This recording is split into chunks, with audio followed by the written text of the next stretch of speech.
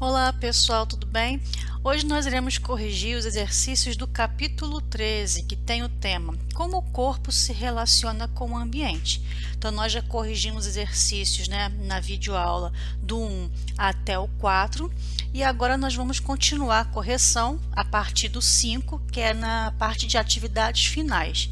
E já de cara tem a primeira pergunta: o que é sinapse e quais células estão envolvidas nesse processo? Aí eu coloquei uma animaçãozinha aí embaixo, mostrando uma sinapse do tipo química, onde tem ali, a passagem do impulso nervoso de um neurônio para outro neurônio, através dali dos neurotransmissores, que pode ser uma acetilcolina, uma noradrenalina, uma epinefrina, serotonina, tem vários, neurotransmissores que fazem isso. Então aqui, ó, o impulso nervoso vem, pega aqui uma carona com esses neurotransmissores, chegam aqui no outro neurônio através dos receptores químicos e continua o caminho dele, tá? Então como é que ficou a resposta? É a comunicação entre dois neurônios, ou também pode ser a comunicação de um neurônio com outras células, como os músculos, glândulas, E vai estar passando ali justamente o que? O impulso nervoso. Questão 6. De que forma podemos associar o sistema nervoso com os sistemas circulatórios e respiratórios? Então, lembra que eu falei do bulbo?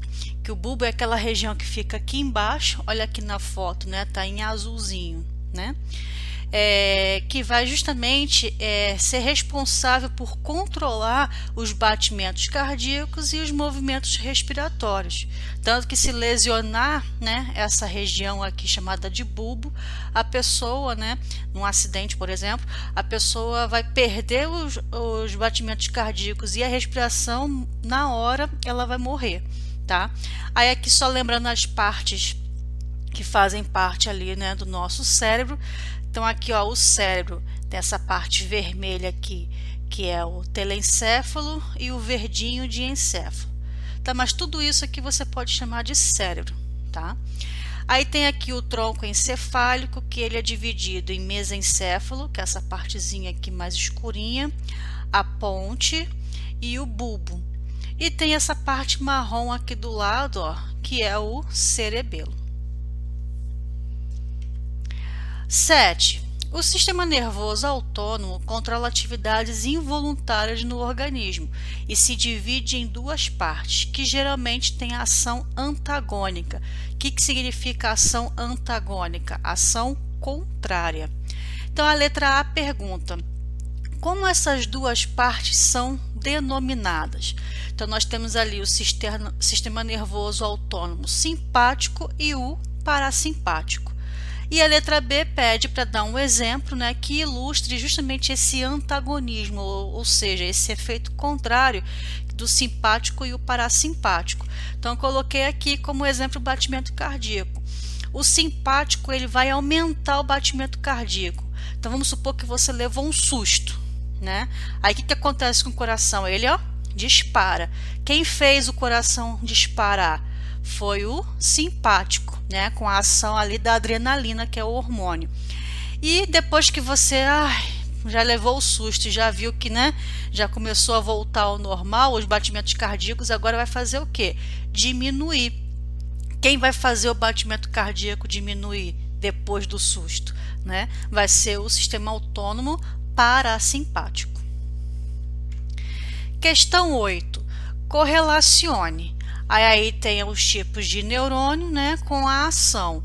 Então, são neurônios que situam inteiramente dentro do sistema nervoso central e conectam um neurônio com outro neurônio. Então, esses daí são os neurônios que a gente chama de interneurônios ou neurônios associativos, que ele vai pegar ali o impulso nervoso que veio por um neurônio sensitivo.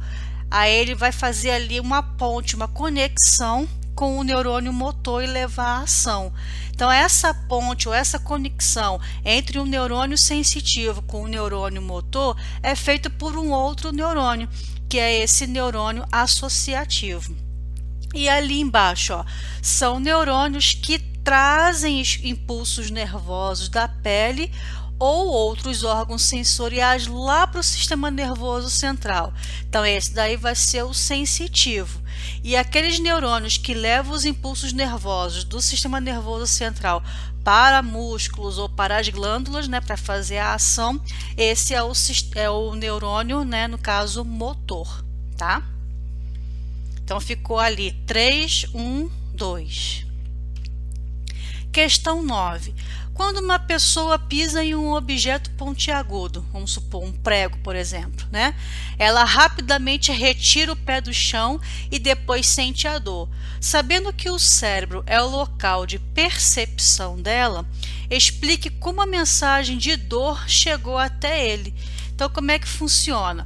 Então, o cérebro, né, que é a parte do sistema nervoso central, vai estar conectada com todas as partes do corpo através dos nervos, né, e os gânglios que saem da onde? Do sistema nervoso periférico. Aí, quando a pessoa pisa no objeto, ela vai ter ali, né, um mecanismo de sensação que vai ser captado por um neurônio sensitivo. Esse neurônio sensitivo leva essa ação de ter furado, pisado no objeto, machucado ali, lá para o sistema nervoso central, que é o cérebro, que vai interpretar aquilo ali, né, como dor, vai mandar a resposta pelo sistema nervoso, né, central e periférico, que vai pegar ali o caminho pelo neurônio motor e vai fazer com que a pessoa faça o quê?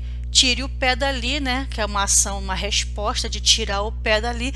Por quê? Porque está doendo, tá? Então, é feito desse jeito aí. Tá? A resposta é muito rápida, lembrando disso, tá? A gente falando, explicando assim, né? Parece uma ação demorada, mas não, é rapidinho, tá? Então, para você ver como que o impulso nervoso, ele chega rápido ao cérebro e o cérebro devolve, né, a resposta também muito rápida para a gente tomar a ação. Aí a número 10 pergunta: o que é a bainha de mielina e qual é a função? Para a gente lembrar o que é a bainha de mielina, também precisamos lembrar onde ela fica, né? Que fica onde? No neurônio, que é uma célula do nosso sistema nervoso. Então, aqui lembrando as partes do neurônio. A gente já viu isso, mas é bom sempre revisar. Por quê? Porque aí fixa na memória. Então, aqui nós temos o corpo celular, aqui nós temos os dendritos, aqui o axônio e aqui a terminação do axônio. No axônio fica ali a bainha de mielina, que é essa capinha aqui de lipídio que fica envolvendo o axônio. Entre ela tem um espacinho chamado de nodo de Ranvier, onde fica uma célula chamada célula de Schwann. O impulso nervoso ele vem por aqui, entra pelo dendrito, passa pelo corpo celular, desliza pela bainha de mielina que fica no axônio, chega na terminação do axônio e pula para o próximo neurônio. A bainha de mielina, ela é uma camada, né, de lipídio, uma camada de gordura que fica ali envolvendo o axônio. É igual, vamos fazer uma analogia, como se fosse um fio. O fio, né, não tem uma capa de plástico, de borracha, e por dentro não passa um fio de cobre. O fio de cobre é como se fosse o axônio, e esse plástico envolvendo nesse fio de cobre é como se fosse a bainha de mielina. Então, a bainha de mielina protege o axônio e ainda ajuda o quê? A passar o impulso nervoso com mais facilidade e rapidez. Tá? Então, a resposta é para vocês anotarem: uma camada de lipídios que recobre os axônios e sua função é acelerar os impulsos nervosos. Questão 11. Para testar um tipo de reflexo, os médicos dão uma pequena batida com um martelinho de borracha logo abaixo do joelho. A pancada faz um músculo se contrair e provoca na perna um movimento semelhante ao de um pontapé. Esses movimentos são determinados por certo encadeamento de neurônios, que envolve parte do sistema nervoso central e periférico. Letra A. como é chamado esse encadeamento de neurônios? Então, esse encadeamento de neurônios, que encadeamento é esse? É a sequência que vai desde quando o médico bate com o martelinho, passa pelo neurônio sensitivo, chega lá na medula espinhal e volta pelo neurônio motor para você fazer a sua perna se movimentar. Então, esse é o encadeamento de neurônios. O nome disso se chama o quê? Ato reflexo, tá? Então, anotem aí a resposta. Ato reflexo. O médico faz isso justamente para saber se a pessoa está tendo reflexo a alguns estímulos. E a letra B.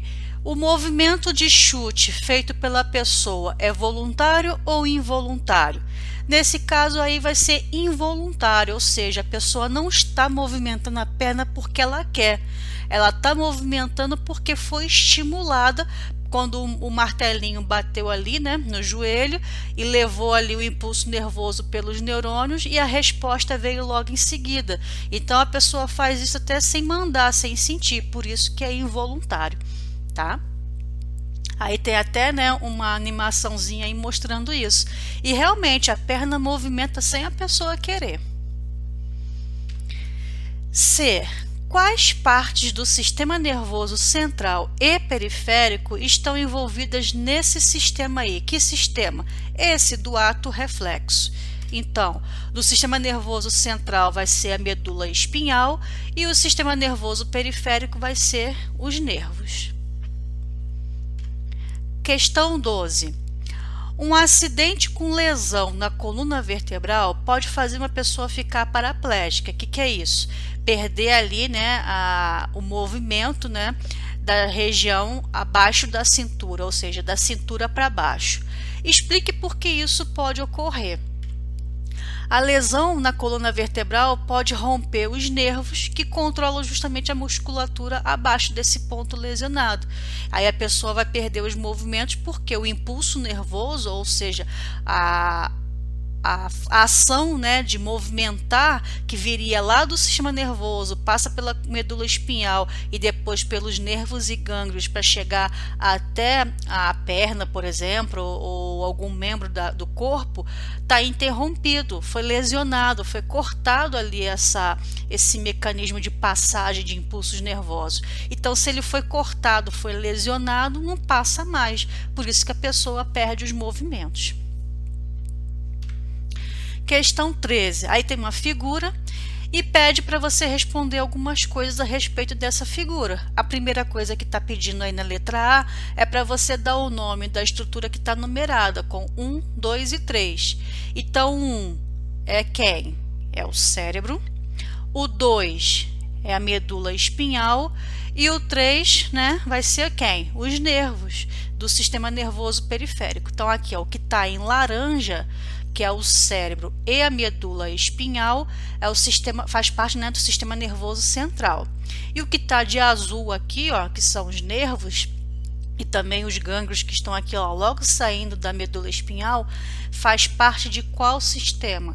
Do sistema nervoso periférico, que é o que ele pergunta, né, logo aqui nas seguintes perguntas aqui, da letra B, por exemplo. Quais dessas estruturas fazem parte do sistema nervoso central e do sistema nervoso periférico? Aí já respondi, né? Aí, ó, o sistema nervoso central, o 1 e o 2, e o sistema nervoso periférico, o número 3. Letra C. Quais partes são acionadas primeiro nas respostas automáticas de um reflexo? Lembra lá do ato reflexo, né? Então, quando o médico lá bate com aquele martelinho, qual é a primeira parte que vai ser acionada aí para fazer a pessoa movimentar a perna? Vai ser a medula espinhal e os nervos. E em que região ocorrem os fenômenos relacionados à inteligência e à memória? Aí vai ser o número 1, né, que é o cérebro, ok? Então anota aí no cantinho também do caderno ou, né, da apostila. Questão 14. O sistema nervoso simpático contrai vasos da pele, libera a glicose do fígado para o sangue, estimula as glândulas sudoríparas e etc. Explique a importância desses efeitos para uma situação de perigo, por exemplo. Então, quando os vasos da pele são contraídos e a quantidade de sangue que passa por eles é menor, assim resta mais sangue disponível para os músculos e o cérebro, que pode produzir mais energia a partir de quem? Da glicose que vai ser liberada pelo fígado, que é onde fica guardada a nossa reserva de glicose em forma de glicogênio, que fica lá no fígado, tá? Aí depois esse glicogênio ele é transformado de novo em glicose para dar energia para gente. E também já o suor, né, que está ali, né, responsável ali nas glândulas sudoríparas, o que ele vai fazer? Ele vai auxiliar a regulação da temperatura corporal.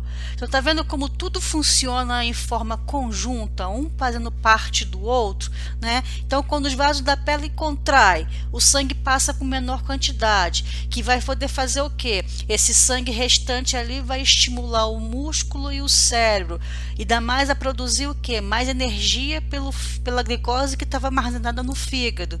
E o suor vai regular a temperatura do corpo. Então, tudo trabalha em conjunto. E quem manda isso tudo? O sistema nervoso. Tá? Ele é que vai mandar nisso tudo aí. Mas tudo trabalha com efeitos, né, em cascata, em cadeia. Um depende do outro. Questão 15. O curare, veneno que alguns índios usam nas flechas, impede a passagem do impulso nervoso para os músculos esqueléticos. Por que uma pessoa envenenada por curare acaba morrendo por asfixia? Primeiro, o que é curare? Curare é um veneno encontrado nas folhas e nas raízes de uma planta que os índios, né, fazem o quê? Pegam essa planta, maceram ela para liberar ali, né, a seiva, aí pega a flecha, molha ali, né, suja aquela flecha com aquele caldo da planta, né, e aí vai liberar ali, né, justamente o veneno.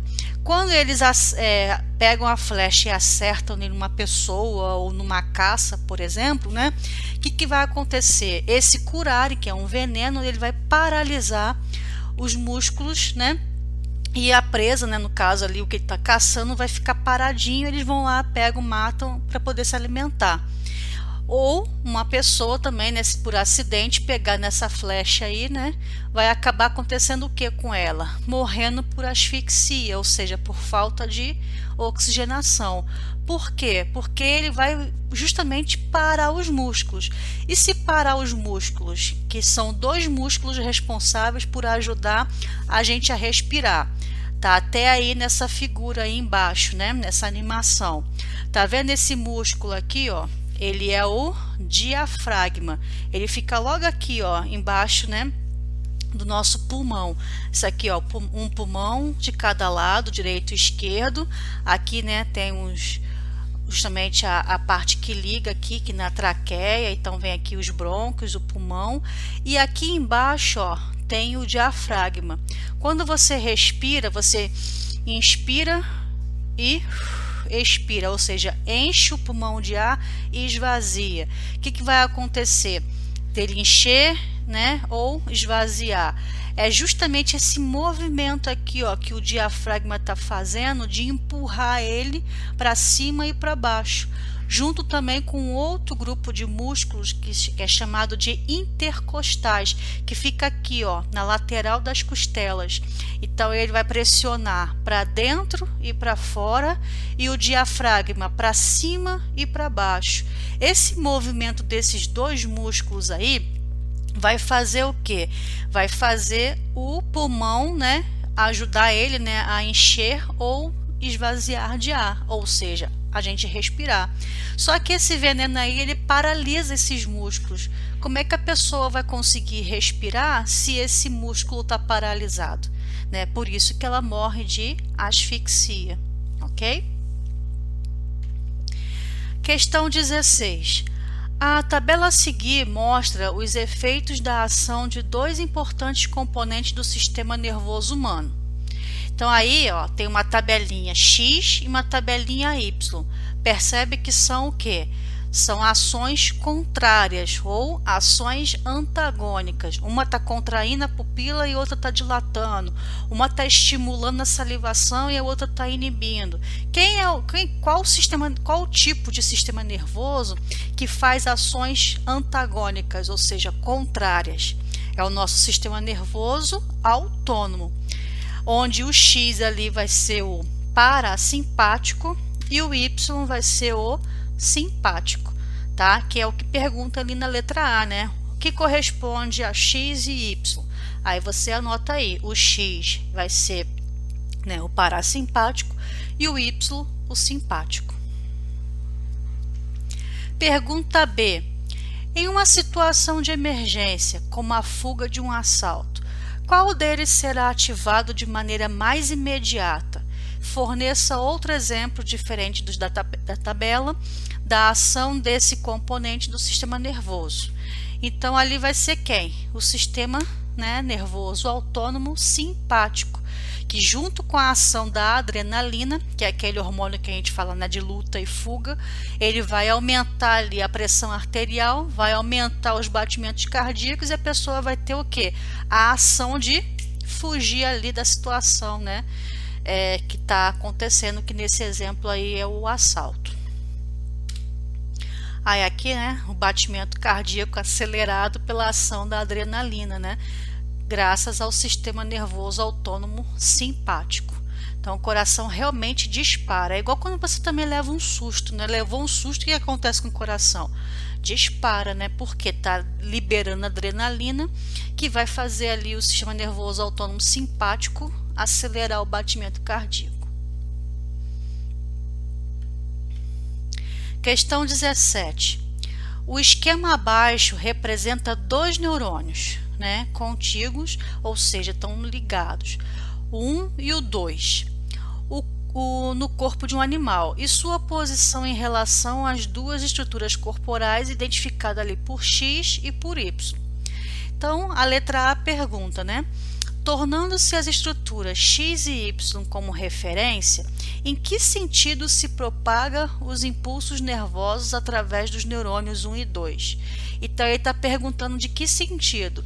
É do X para o Y ou do Y para o X?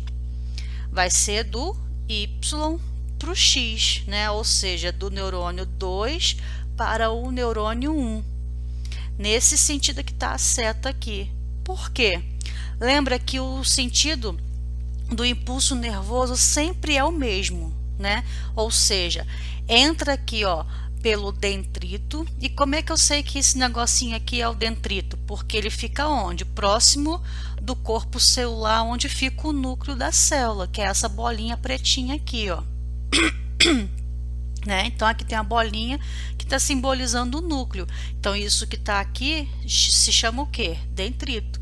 O impulso nervoso ele vem aqui pelo dendrito, passa pelo corpo celular, passa pelo axônio, chega aqui na terminação do axônio, onde vai ocorrer a sinapse, que é quando o impulso nervoso salta para o outro neurônio, entrando pelo dendrito, passa pelo corpo celular, onde fica o núcleo da célula, pelo axônio, chega aqui na terminação do axônio e vai passar para o próximo neurônio.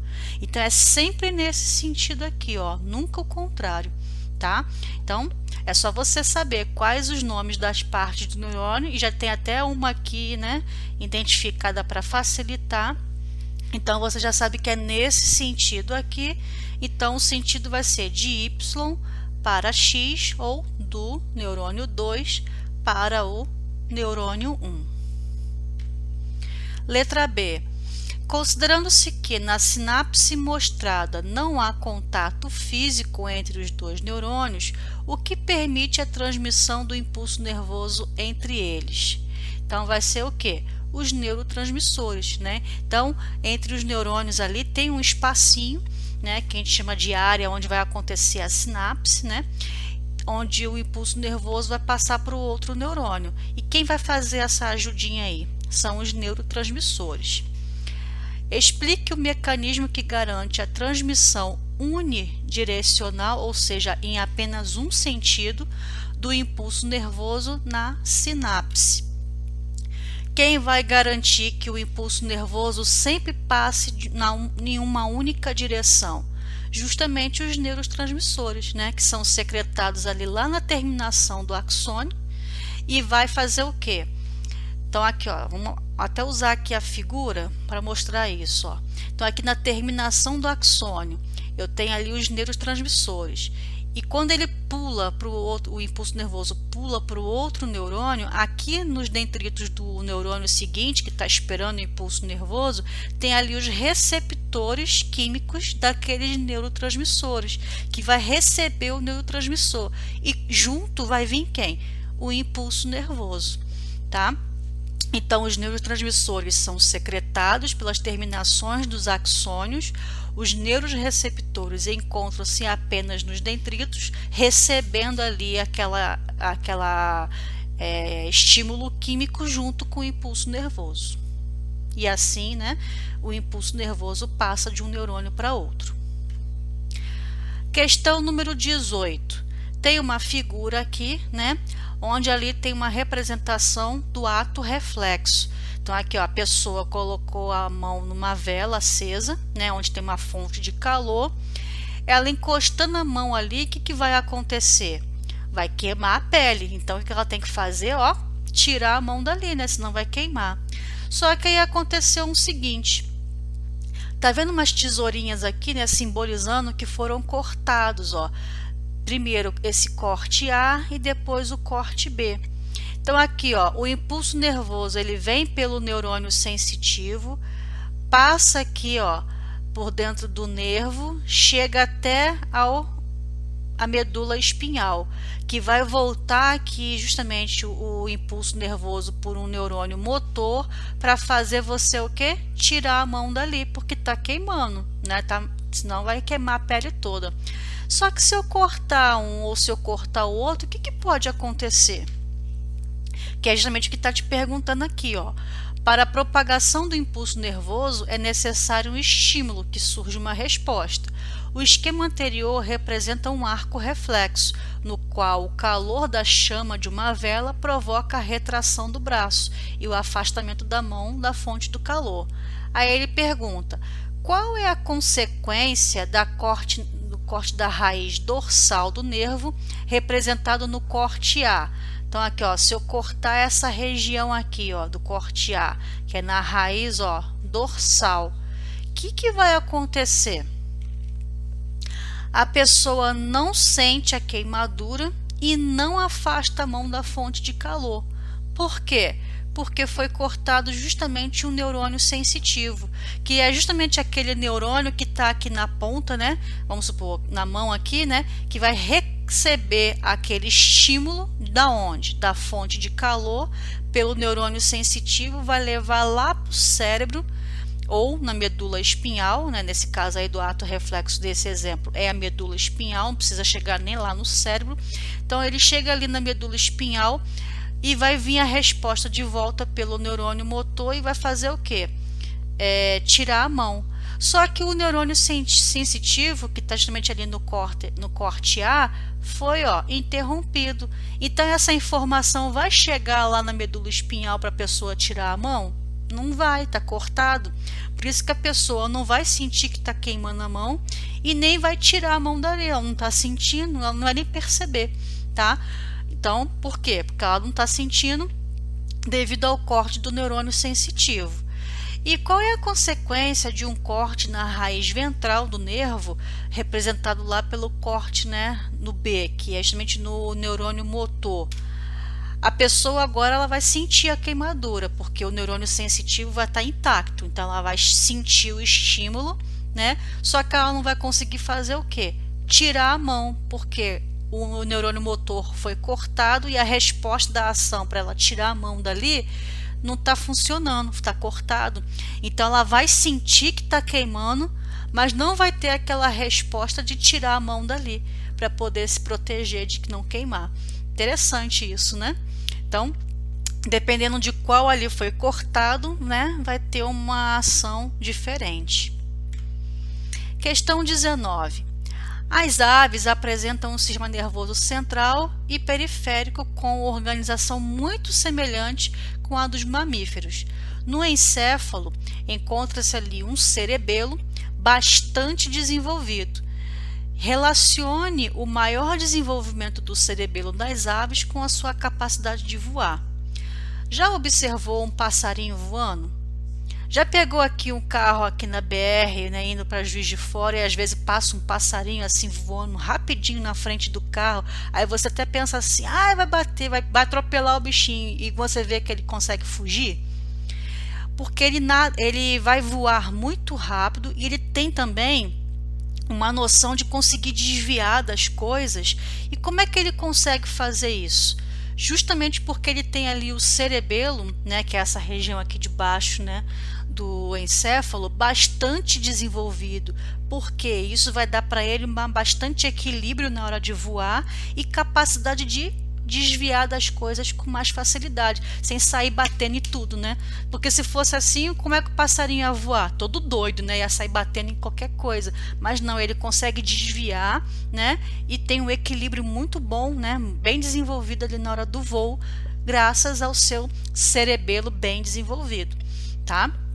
Então a resposta é: o cerebelo mais desenvolvido confere às aves mais equilíbrio durante o voo, permitindo grande capacidade de realizar ali, né, as manobras sem que ela perca ali, né, o controle dos movimentos. Então ela vai ter um equilíbrio ali sempre mantido por causa disso. Legal, né? Questão 20. Um experimento no qual se mediu a velocidade de condução dos impulsos nervosos, foram observados diferentes resultados para as fibras nervosas mielinizadas para as não mielinizadas. Então, o que é isso? Lembra da bainha de mielina que fica ali no axônio? Lembra que eu falei que quanto mais bainha de mielina tiver, mais rápido o impulso nervoso vai passar. E o contrário também, né? Quanto menos bainha de mielina tiver, menos, né, impulso nervoso passa e bem lentamente. Então, ele está perguntando ali, cite o tipo de fibra nervosa na qual a velocidade de condução do impulso é maior. E em seguida, identifique o fator que explica a diferença de transmissão do impulso nervoso nesses dois tipos de fibras. Então, ali eu tenho a fibra nervosa mielinizada. A presença da bainha de mielina e a transmissão saltatória do impulso nervoso, que vai acontecer de forma mais eficiente, mais rápida, por quê? Justamente pela presença, né, da bainha de mielina. Por caso contrário, se tiver menos ou ela tiver destruída, esse impulso nervoso vai passar de forma lenta ou às vezes nem passa, tá? Questão 21. O bafômetro indica a concentração de álcool no organismo, mas na falta desse aparelho, o policial pode pedir ao motorista que forme um 4. Ou seja, fica de pé, né, sobre uma perna e a outra dobrada, como se estivesse fazendo um 4, né? Então a perna em pé aqui e a outra dobrada assim, fazendo o número 4. Por que esse procedimento pode ser usado para descobrir se a pessoa está alcoolizada? Justifique sua resposta informando a região do sistema nervoso central afetada pelo álcool. Então, se a pessoa não está conseguindo ficar em pé com uma perna só e a outra dobrada, significa que ela está com falta de quê? De equilíbrio, proporcionado, é claro, pelo excesso de álcool ali, a pessoa está alcoolizada. Só que o bafômetro, que é um aparelhinho, ele detecta isso com mais facilidade. Mas no caso aqui do exemplo do exercício, o policial não tinha um bafômetro para medir a concentração de álcool, né, na pessoa. Então ele pediu para fazer esse processo aí de ficar com uma perna só e a outra dobrada, para ver se a pessoa consegue se manter equilibrada e ficar em pé. Quando a pessoa está alcoolizada, ela não tem equilíbrio, porque o álcool afeta qual a parte do cérebro responsável pelo equilíbrio e pela postura corporal? É o cerebelo. Então o cerebelo ele vai ficar descontrolado e não vai conseguir permitir a pessoa ficar equilibrada, né, em uma perna só. Então o procedimento pode indicar dificuldades na coordenação motora que é prejudicada pelo álcool. A região mais afetada é o cerebelo, responsável pelo controle do equilíbrio e da postura corporal.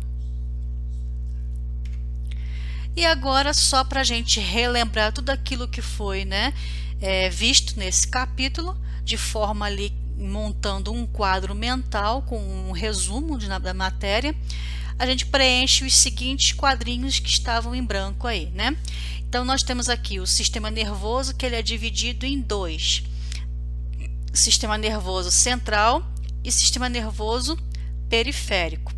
O sistema nervoso central, ele é dividido em encéfalo e medula espinhal.